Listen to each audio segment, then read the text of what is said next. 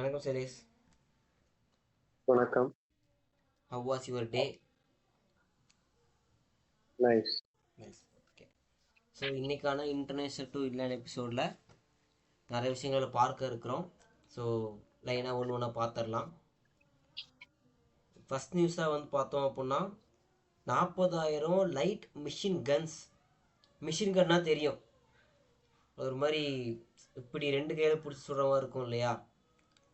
அதுலேயே light machine கன் இருக்கு, LMG அப்படின்னு சொல்லக்கூடிய 40,000 லைட் மிஷின் கன்ஸை வந்து இந்தியா 2025 அப்போ இந்த இந்த இயர்லேயே இஸ்ரேல் கூட அக்ரிமெண்ட் போட்டிருக்காங்க.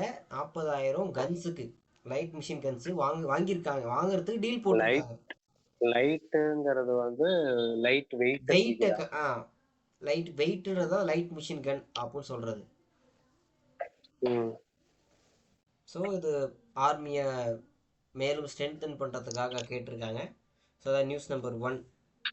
செகண்ட் நியூஸ் என்ன அப்படின்னா, தூர்தர்ஷன் சேனல் கேள்விப்பட்டிருக்கியா?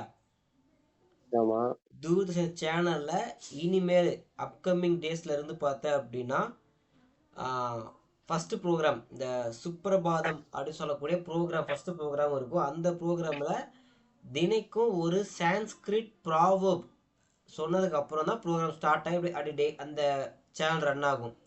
ஸோ இனிஷியலாக ஃபஸ்ட்டு ஒரு சான்ஸ்கிரிட் ப்ராவர்ப் ரெகுலராக சொல்லப்படும் அப்படின்னு சொல்லியிருக்காங்க.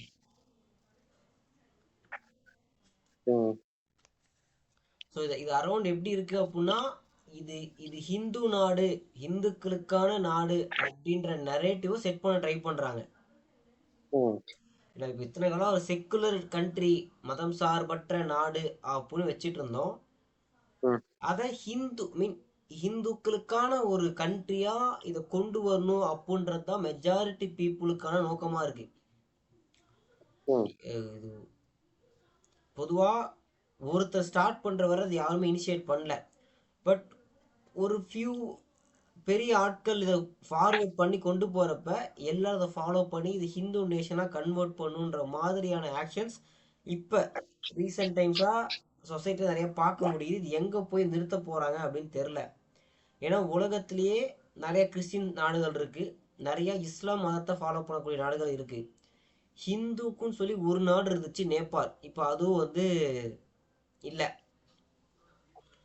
ஸோ ஹிந்துக்களுக்கு பர்டிகுலரான கண்ட்ரின்றது வேர்ல்டு ஓவர் எதுவுமே கிடையாது. ஸோ இப்போ இந்த இந்தியாவில் இருக்க ஹிந்துக்கள் ஒரு குரூப் ஆஃப் ஹிந்து பீப்புள் நம்ம ஹிந்து கண்ட்ரியே மாறினா நல்லா இருக்குன்ற ஆங்கிளில் யோசிக்கிறாங்க. அதுக்கான சில மாற்றங்கள் சொசைட்டியில் ரெகுலர் நடந்துக்கிட்டே இருக்கு. ஸோ இது அதில் அந்த செயல்களில் இந்த தூர்தர்ஷனில் தினிக்கும் ஒரு சான்ஸ்கிரிட் ப்ராவர்பை சொல்கிறதும் ஒன்றா இருக்கலாம் அப்படின்றது என்னுடைய கருத்து. இது அந்த மொழியை வளர்க்கறதுக்காக சொல்ற மாதிரி தான் இருக்கு. இதுல எங்க போயிட்டு மதத்தை வளர்க்குற மாதிரி தெரியுது. அதுதான் விஷயமே. உனக்கு புரியல. இப்ப உனக்கு இது வந்து அந்த ரிலீஜனை சப்போர்ட் பண்ற ஆக்டிவிட்டி அப்படின்னு உனக்கு புரியல. ஜென்ரலான ஒரு விஷயம் தானே அப்படின்னு தானே பாக்குற. நீ நார்மலைஸ் பண்றல்ல, அந்த இது நார்மல் தானே, இது என்ன இருக்கு யோசிச்ச? இப்ப இல்ல, இது நார்மல்னு கிடையாது. இது வந்து அழிஞ்சுகிட்டு இருக்க ஒரு மொழியை வந்து காப்பாத்துறதுக்கு எடுத்த ஒரு ஆக்ஷனா தெரியுது. அதான் உனக்கு வந்து இது ரிலீஜியனை ஸ்ட்ரென்தன் பண்ற ஒரு ஆக்டிவிட்டின்னு யோசிக்கல. அதுதான் வேணும், அது நடந்திருக்கு.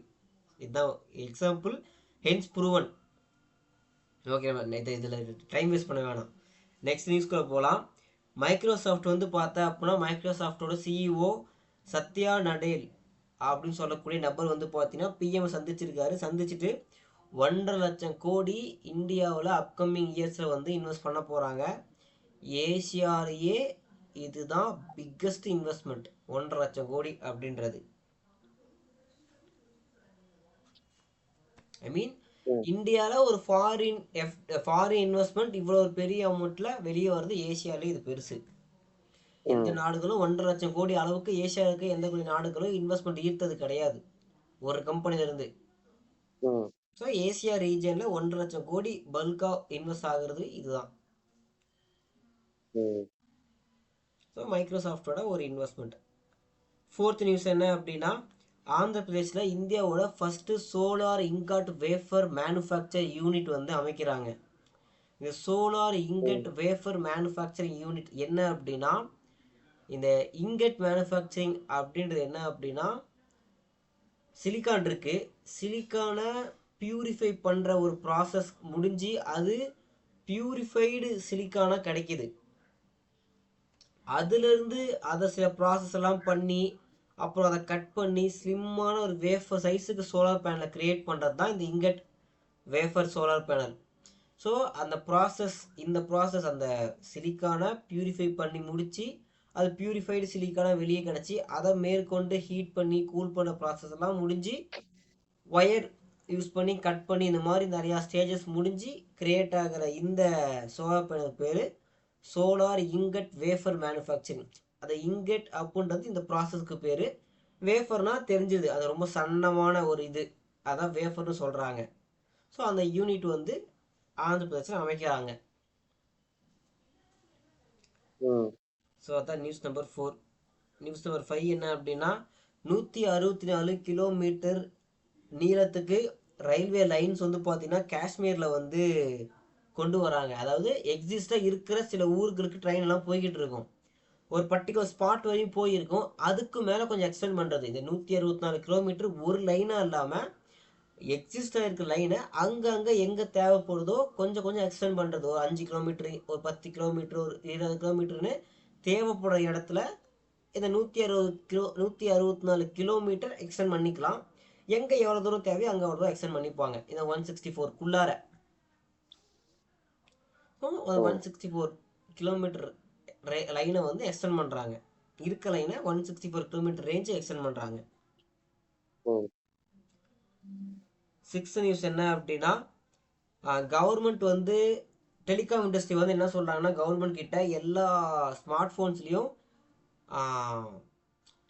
லொக்கேஷன் ஜிபிஎஸ் எப்பயும் ஆன்லேயே இருந்துச்சு அப்படின்னா சட்டத்திட்டங்களை அமுல்படுத்துறதுக்கு ஈஸியாக இருக்கும், ஒருத்தர் ஃபைன் பண்ணுறதுக்கு ஈஸியாக இருக்குன்ற மாதிரி கேட்டிருக்காங்க. இப்போ கவர்மெண்ட் இதை பண்ணலாமா, அது சரியா தவறானது ரிவ்யூ பண்ணிக்கிட்டு இருக்காங்க.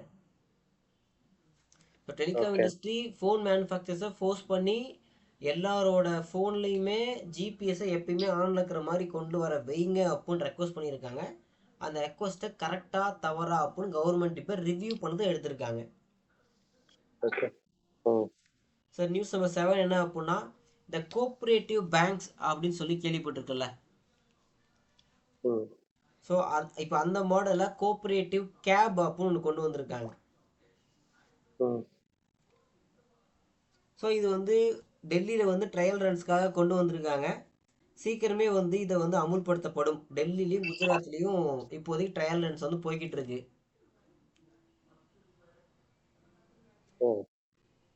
ஒரு நிமிஷம்.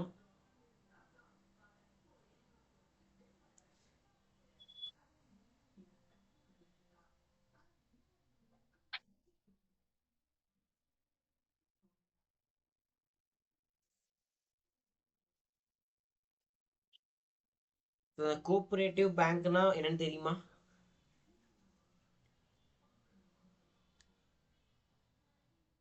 தெரியல. கோஆபரேட்டிவ் பேங்க்ஸ் என்ன அப்படின்னா, நம்பர் ஆஃப் இண்டிவிஜுவல்ஸ் எல்லாம் ஒன்று சேர்ந்து அவங்க ஒரு இன்வெஸ்ட்மெண்ட்டில் ஒரு விஷயத்த ஒரு பிஸ்னஸை ரன் பண்ணி அதில் வர ப்ராஃபிட்டை ஷேர் பண்ணிப்பாங்க. இது கோஆபரேட்டிவ் பேங்க்கில் நிறைய பேர் சேர்ந்து பேங்க்கில் அமௌண்ட் எல்லாம் வச்சு ஒரு பேங்க் ஸ்டார்ட் பண்ணியிருப்பாங்க. அது கிடைக்கிற பணத்தை வச்சு யூஸ் பண்ணிப்பாங்க. இப்போ ஒரு 50 பேர் சேர்ந்து பேங்க்கில் இன்வெஸ்ட் பண்ணி பண்ணுறாங்கன்னா அங்கே இருக்க பணத்தை தேவைப்படுற மக்களுக்கு வட்டி கொடுத்து அந்த வட்டியை வாங்கி அதை அவங்களோட க்ரோத்துக்கு பயன்படுத்திப்பாங்க. இப்போ அந்த மாதிரி தான் கேபும்.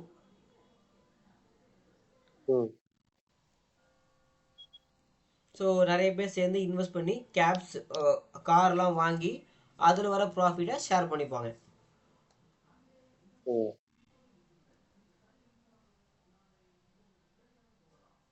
ஸோ இது வந்து இப்போ எப்படி கூட்டுறவு வங்கியில் கம்மி வட்டியில் அமௌண்ட் வாங்கிக்கலான்ற மாதிரி இந்த கோஆபரேட்டிவ் கேப்ன்றது மேபி லெஸ்ஸர் ப்ரைஸில் மார்க்கெட்டில் இருக்கிறத விட லெஸ்ஸர் ப்ரைஸில் ரன் ஆகக்கூடிய சிஸ்டமாக இருக்கும் ஸோ ட்ரையல் முடிஞ்சு ரன் ஆகுறப்ப இதை பற்றின இன்ஃபர்மேஷன்ஸ் டீட்டெயிலாக கிடைக்கும், நம்ம அப்போ அதை பற்றி பார்ப்போம் தனியாக. ஸோ நியூஸ் நம்பர் 8 என்ன அப்படின்னா, தைவான் அலிஜென்ஸ் குரூப் அப்படின்னு சொல்லக்கூடிய தைவானோட நாட்டில் இருக்கக்கூடிய கம்பெனி ஒன்று வந்து கர்நாடகாவில் 1000 கோடிக்கு வந்து இன்வெஸ்ட் பண்ணுறாங்க. எது ரிலேட்டடாக இன்வெஸ்ட்மெண்ட் அப்படின்னா, India Taiwan international industrial tech innovation park அப்படின்னு சொல்லி அதுக்கு நேம் பண்ணியிருக்காங்க. ஸோ டெக்னாலஜி இனோவேஷன் பார்க் தான் அங்கே கொண்டு வர போகிறது. இது 1000 கோடி பட்ஜெட்டில் கர்நாடகாவில் கொண்டு வராங்க. ஸோ நியூஸ் நம்பர் 9 என்ன அப்படின்னா, இது ஒரு ஃபேக்ட். ஒடிசாவில் வந்து 2035க்குள்ளார 15 ஆப்ரேஷன், சாரி 2047க்குள்ளார 15 ரன்னிங் ஏர்போர்ட்ஸ் வந்து கொண்டு வரப்படும் அப்படின்னு சொல்லியிருக்காங்க ஒடிஷா கவர்மெண்ட். ஸோ இந்தியாவோட ஏவியேஷன் மார்க்கெட் ரொம்ப பெருசு. 300-400 பில்லியன் பீப்புள் அப்கமிங் இயர்ஸில் யூஸ் பண்ணுவோம், ஏவியேஷன் ஃப்ளைட்ஸை யூஸ் பண்ணுற அளவு வளர்ந்துருவாங்க அப்படின்னு சொல்கிறாங்க. ஸோ இப்போதைக்கு ஒரு 2-3 ஏர்லைன்ஸ் தான் வந்து டோட்டலாக கண்ட்ரோல் பண்ணிகிட்டு இருக்காங்க. முக்கியமாக 2, இண்டிகோ, ஏர் இண்டியா. இவங்க 2 தான் இருந்துகிட்டு இருக்காங்க. இண்டிகோவில் தான் இப்போ நிறைய பிரச்சனை. அது ஒரு தனி டாபிக். அது ஒரு மாதிரி ஒரு கம்பெனிக்கான கிரிட்டிக்கல் இஷ்யூ. அவங்க கண்ட்ரோல் தான் எல்லாம் இருக்குன்றத ப்ரூவன் பண்ணுறதுக்காக பண்ணப்பட்ட ஒரு சம்பவம். பட் நிறைய மக்கள் பாதிக்கப்பட்டாங்க. ஸோ இந்த மாதிரி ஏர்போர்ட்ஸ் அதிகமாகிறப்ப இன்டர்நேஷ்னல் ஏர்லைன்ஸ் வந்து இந்தியாவில் வந்து கம்பெனி ஸ்டார்ட் பண்ணி ரன் பண்ணுவாங்க அப்படின்னு எதிர்பார்க்கப்படுது.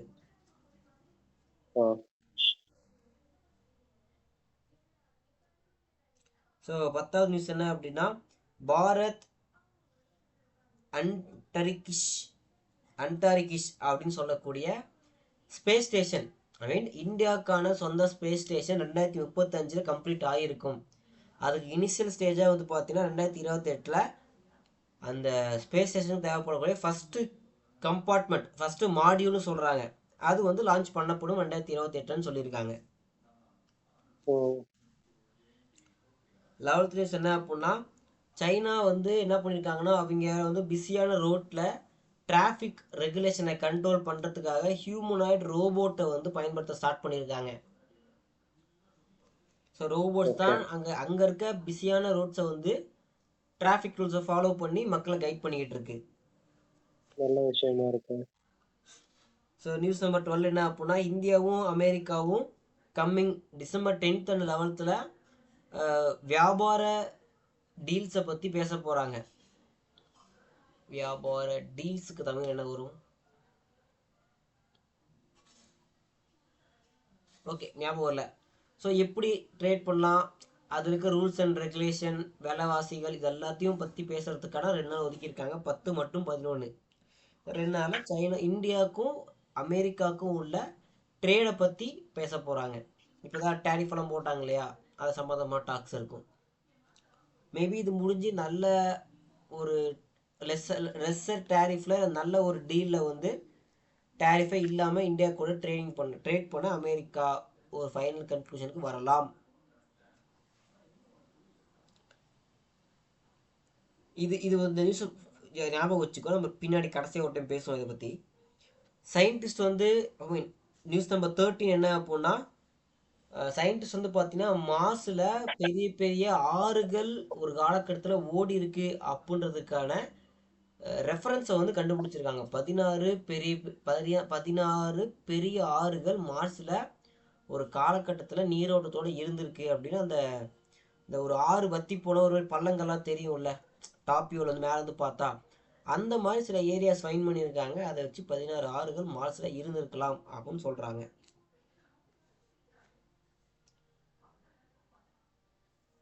ஸோ நியூஸ் நம்பர் 14 என்ன அப்படின்னா, டெல்லியில் வந்து பார்த்தீங்கன்னா ஷலிமார் பாக் அப்படின்னு சொல்லக்கூடிய ஒரு ஏரியாவில் எந்த விதமான ஓவர் ஹெட் கேபிளுமே கிடையாது. அதாவது இப்போ நம்ம ரோட்ஸில் வந்து பார்த்தீங்கன்னா ஒயரெல்லாம் தலைக்கு மேலே ட்ராவல் ஆகிட்டு இருக்கும், பில்லர்ஸ் வச்சு சொல்லலாமா அதை, ஓகே, பில்லர்ஸ் வச்சு மூவ் ஆகிட்டு இருக்கும். டெல்லியில் ஃபார் த ஃபஸ்ட் டைம் 10 கிலோமீட்டருக்கு அந்த ஷலிமார் பாக் அப்படின்ற ஏரியாவில் 10 கிலோமீட்டருக்கு தலைக்கு மேலே இருக்கக்கூடிய எல்லா எலக்ட்ரிக்கல் கேபிள்ஸுமே அண்டர் கொண்டு போங்கன்னு சொல்லி ஆர்டர் போட்டாங்க. அதுக்கு ட்ரையல் பீரியடாக இந்த 10 கிலோமீட்டர் பண்ணியிருக்காங்க. சக்ஸஸ்ஃபுல்லாக நல்லபடியாக பண்ணியிருக்காங்க. இதன் ரெஃபரன்ஸாக வச்சு டெல்லி ஃபுல்லாக இதை அமுல்படுத்த போகிறாங்க அப்கமிங் டேஸில். So no more overhead cables அப்படின்னு சொல்லியிருக்காங்க. ஸோ நியூஸ் நம்பர் 15 என்ன அப்படின்னா, வின் குரூப் அப்படின்னு சொல்லக்கூடிய வியட்நாமோட ஒரு கம்பெனி வந்து பார்த்தீங்கன்னா தெலுங்கானாவில் $3 பில்லியன் இன்வெஸ்ட் பண்ண போகிறாங்க. இப்போ இது எது சார்ந்த இன்வெஸ்ட்மெண்ட் அப்படின்னு சொல்லலை, அந்த அந்த கம்பெனி தெலுங்கானாவில் $3 பில்லியனுக்கு இன்வெஸ்ட் பண்ணதா இருக்கிறதா சொல்லியிருக்காங்க. ஸோ தெலுங்கானா சிஎம் என்னைக்கு சொன்னாரோ அதுலேருந்து ஏதோ ஒரு டேட்டா தெலுங்கானா சம்மந்தப்பட்டு ஏதோ ஒரு வந்துகிட்டே இருக்குது. நல்ல விஷயந்தான் இது. இந்தியாவில் நேஷனல் லெவலில் யோசிக்கிறப்ப பரவாயில்ல, நல்லது யோசித்தாலும் நேஷனல் லெவலில் யோசிக்கிறப்ப நமக்கு எதுவும் வரமாட்டேங்குது இந்த மாதிரி அப்படின்னு கொஞ்சம் வருத்தமாக தான் இருக்குது. ஃபைன், ஒரு இந்தியன் சிட்டிசனாக யோசிப்போம். ஸோ நியூஸ் நம்பர் 16 என்ன அப்படின்னா, ஒரு நாளைக்கு ஹைவே ரோட்ஸ் வந்து பர் டே வந்து பார்த்தீங்கன்னா 29 கிலோமீட்டர் போடுறாங்க. ஒன்று புதிய ஹைவேவாக இருக்கலாம், ஆர் இருக்கிறத ரீஃபர்பிஷ் பண்ணலாம். இருக்கிற ரோட்டை கொஞ்சம் உடச்சி எடுத்துட்டு திருப்பி ஒரு லேயர் ஃப்ரெஷ்ஷாக போடுவாங்க. அந்த மாதிரி பண்ணிகிட்டு இருப்பாங்க. ஸோ பர் டேக்கு வந்து பார்த்தீங்கன்னா 29 கிலோமீட்டர் தான் இந்த மாதிரி ரோடுக்கு வந்து போட்டுட்டு இருந்திருக்காங்க. அப்கமிங் டேஸில் பர் டேக்கு 100 கிலோமீட்டர் ரோடை வந்து போடுற மாதிரி கொண்டு வரப்படும் அப்படின்னு சொல்லியிருக்காங்க சென்ட்ரல் கவர்மெண்ட். நியூஸ் நம்பர் 17 என்ன அப்படின்னா, சைனா வந்து இந்தியன் டிராவலர்ஸுக்கு விசாஸ் கொடுக்கலாம், விசாஸ் கொடுக்க போகிறாங்க கம்மிங் December 22 இருந்து. நியூஸ் நம்பர் 18 என்ன அப்படின்னா, NCERT என சொல்லக்கூடிய நேஷ்னல் எஜுகேஷன், அந்த இந்தியா ஃபுல்லாக ஒரு சேனல் இருக்க புக்கு ஒன்று இருக்கும் இல்லையா, அந்த புக்கில் கஜினியை வந்து இதுவரை ஒரு மாதிரி பாசிட்டிவான சைடை மட்டுமே காட்டி போர்ட்ரேட் பண்ணியிருந்தாங்க.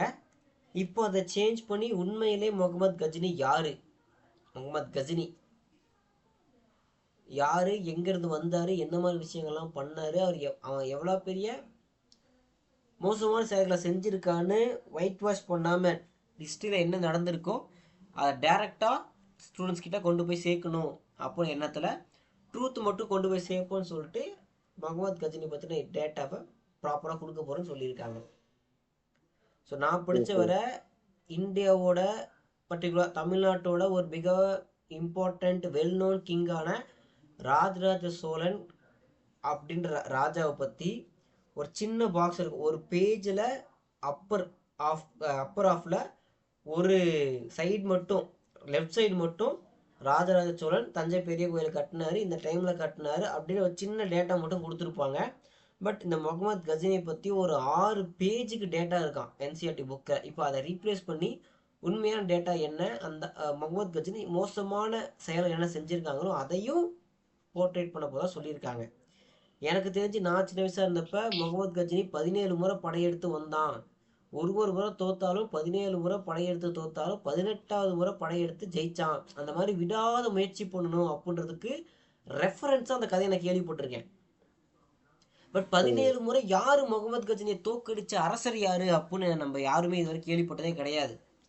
17 முறை தோத்தாலும் 18வது முறை போராடி ஜெயிச்சிருக்கான்ற மட்டுமே சொன்ன ஆட்கள் அந்த 17 முறை தோக்கடிச்ச நபர் யாருன்னு சொல்லவே இல்லை. ஹிஸ்ட்ரி அதை பற்றி பேசவே இல்லை. ஸோ ஹிஸ்ட்ரி பயாஸாக தான் இருந்திருக்கு அப்படின்றதுக்கு எனக்கு அது ஒரு உதாரணமாக இருந்துச்சு. ஓகே அப்போ நான் புரிஞ்சுக்கிட்டேன். பட் இது புக்கில் கொண்டு வந்திருக்கிறது எனக்கு தெரிஞ்சு நல்ல விஷயம், பிடிச்சிருக்கு. ஸோ இப்போ இந்த December America India trade talk பண்ண போகிறதா சொல்லியிருக்காங்கன்னு சொன்னேன் இல்லையா. December 10th 11th ஏன் இந்த டாக் பண்ண போகிறாங்க, எதுக்காக பண்ணணும் அப்படின்னு பார்த்தா, இப்போ சைனா வந்து இந்தியா சைனீஸ் டூரிஸ்ட்டுக்கு பெர்மிஷன் கொடுத்துட்டாங்க, விசா ப்ரொவைட் பண்ண ஸ்டார்ட் பண்ணிட்டாங்க. அவங்க இங்கே வராங்க, இந்தியா டூரிஸ்ட் அங்கே போகிறதுக்கு சைனாவும் விசாஸ் ப்ரொவைட் பண்ண ஸ்டார்ட் பண்ணுறாங்க December 22 இருந்து. இப்படி இந்தியாவும் சைனாவும் ரொம்ப க்ளோஸ் ஆகிட்டாங்கன்னா இது வெஸ்ட்டுக்கு முக்கியமாக அமெரிக்காவுக்கு அகெயின்ஸ்டாக போகிற மாதிரி ஆயிரும். ஐ மீன் அமெரிக்காவை ஓவர்டேக் பண்ணுற மாதிரி ஆயிரும். அகெயின்ஸ்டாக இல்லை, அமெரிக்காவோட தேவைப்படாதுன்ற மாதிரி போயிரும். அப்படின்றதுனால இந்தியா தான் டிசைட் பண்ணுற பவர் யார் பெரிய ஆள் அப்படின்றத. ஸோ 2 பெரிய ஆட்கள் இருக்காங்க. இப்போ நம்ம யார் கூட சேர போகிறோமோ அவங்க ஜெயிக்க போகிறாங்க. நம்ம சேராட்டி நான் பெருசு நீ பெருசு 2 பேரும் அடிச்சுக்குவாங்க. நம்ம இந்த பக்கம் சேர்றோமோ அதை பொறுத்து அப்பர் ஹேண்ட் ஆயிரும். ஸோ இப்போ இந்தியா சைனா பக்கம் லீன் ஆகிறப்ப அமெரிக்கா அவங்க போட்ட ரெஸ்ட்ரிக்ஷன் எல்லாத்தையும் குறைச்சி ஆஃபர்ஸ் கொடுத்து அவங்க பக்கம் வாங்க இந்த பக்கம் இழுக்கிறதும், அதை ஹேண்டில் பண்ணுற விதமாக ரஷ்யா, ஏன்னா ரஷ்யாவும் சைனாவும் பிரதர்ஸ், ஸோ ரஷ்யா ஒரு ஆஃபர்ஸ் கொடுத்து திருப்பி இந்த பக்கம் சாய்க்கிறதும் இது ரொம்ப காலமாக நடக்கிற ஒரு விஷயம். இது ஸ்டில் கண்டினியூஸ். நம்ம சுதந்திரம் வாங்கினதுல இருந்து இன்னைக்கு வர இப்படி போய்கிட்டு இருக்கு. ஒரு காலத்தில் இது கட்டாயமாக இருந்துச்சு. சைனாவை பேலன்ஸ் பண்ணுறதுக்கு நமக்கு அமெரிக்கா வேணும். சைனா பிரச்சனை பண்ணானா அதை ஹேண்டில் பண்ணுறதுக்கு நமக்கு அமெரிக்கா சப்போர்ட் வேணும் இருந்துச்சு. இன்னைக்கு அமெரிக்கா சைனாவை ஹேண்டில் பண்ணுறதுக்கு இந்தியாவோட சப்போர்ட் வேணுன்ற ஸ்டேட்டுக்கு நம்ம வந்திருக்கோம். ஸோ இதுதான் இன்னைக்கான data informations international to inland. So இதில் நிறைய விஷயங்கள் பார்த்துருக்கோம். இன்னைக்கு டேல பார்த்த நிறைய விஷயங்கள்ல உங்களுக்கு பிடிச்ச விஷயம் ஏதாச்சும்?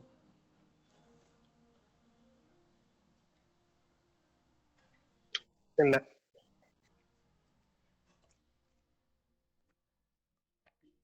பார்த்ததுல எதுவுமே பிடிக்கலையா? ஃபைன். ஸோ எனக்கு அந்த சைனா ரோபோட் ஹேண்டில் பண்ணுறாங்க அப்படின்றதும்,